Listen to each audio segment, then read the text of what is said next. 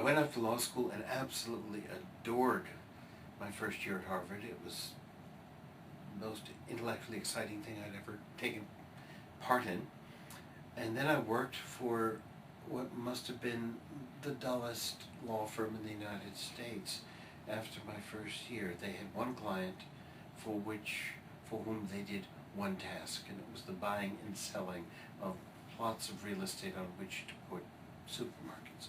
And that's what I thought the practice of law was. So I decided that I didn't want to become a practicing lawyer, and in my second year noticed that Harvard had a joint JD-MA program. If you were doing a JD, you could do an MA in anything, just for the asking. So I said, me, English. And the law school was furious at me. They thought I was being frivolous.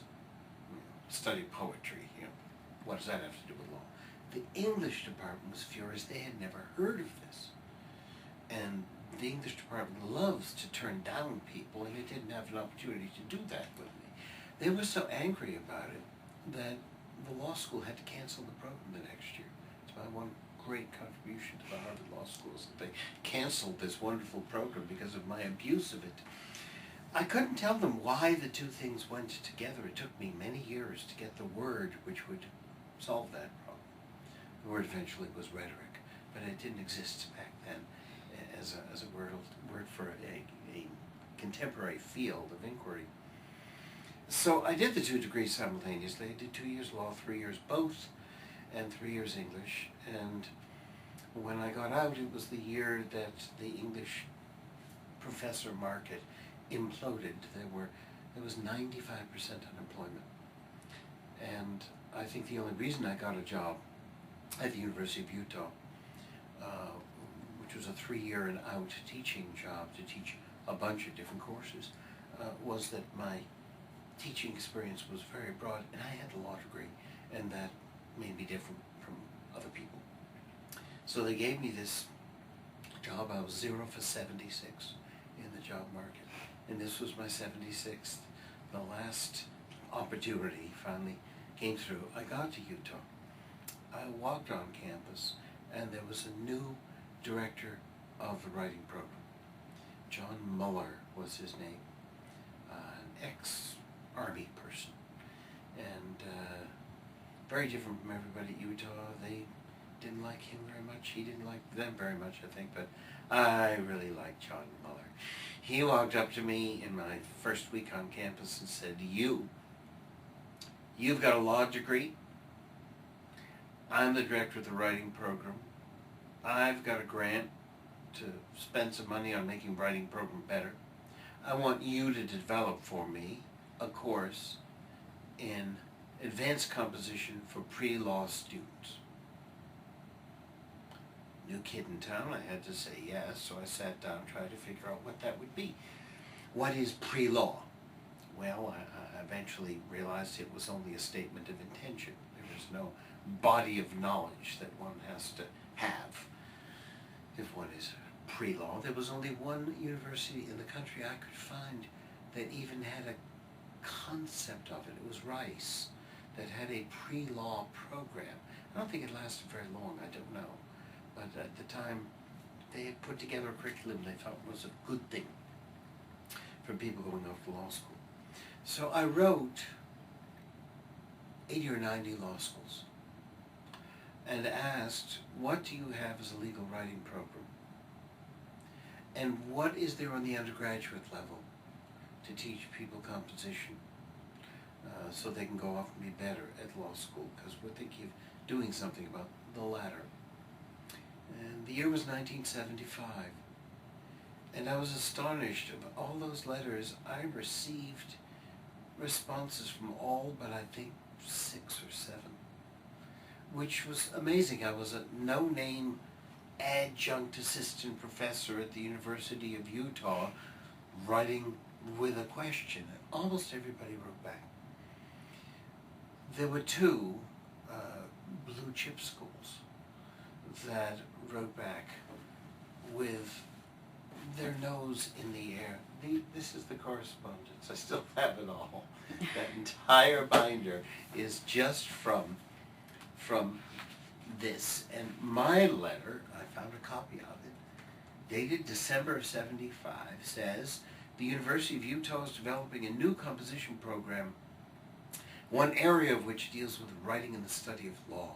This spring I will initiate a course exclusively for pre-law juniors and seniors, which will attempt to teach writing skills especially useful for law students. This course will not teach students how to write legal memoranda or briefs, but rather how to arrange sentences and paragraphs in a coherent and compelling logical order.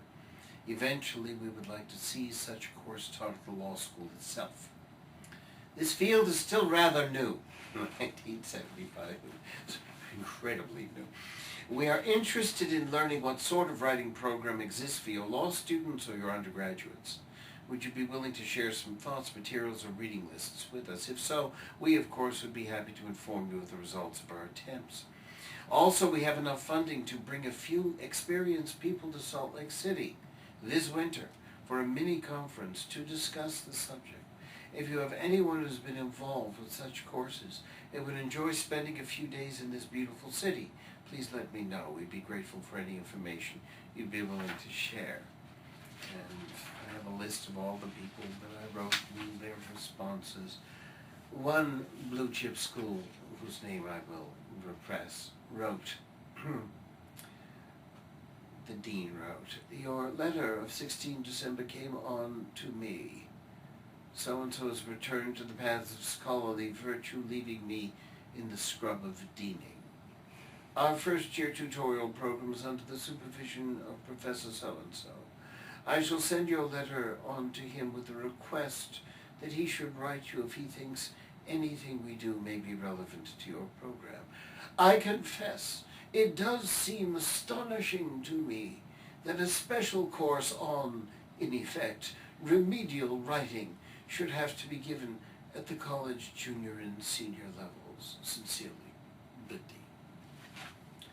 And another one writes and says, two brief comments. First, I'm somewhat surprised to find you think that there are writing skills that are particularly useful for law students as opposed to others, which is, of course, not quite right, I said.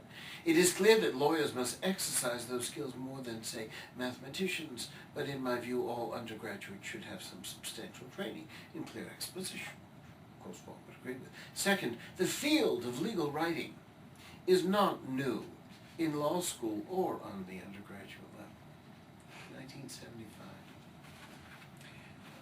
There are all sorts of interesting letters here. You can look at them if you would like. There were a couple of comments that I liked. The dean of law school, substantial size law school, says, frankly, two-page letter, frankly, it seems to me unlikely that writing courses per se will become commonplace in law schools. The quantity and variety of substantive and procedural law which must be covered and made available to the student militates against it. Moreover, there has been and continues to be, I believe, a rather strong feeling that students should have mastered appropriate and effective use of the language before arriving at law school. Despite some evidence to the contrary, I believe that this feeling is likely to persist. Consequently, I think your contemplated course is an excellent idea and should provide your pre-law students with very desirable and distinct advantage. It would be nice to see fewer dangling participles and more effective transition in law school examinations and briefs. This is typical of the responses that I got, that writing was to be the equivalent of good grammar, a lack of error, sounding impressive, and that everybody should be that way before they get to law school anyway, so there absolutely should be no need for anybody at law school to do anything about it. And the places that took legal writing seriously at a law school level in 1975, you would not need all the fingers of one hand.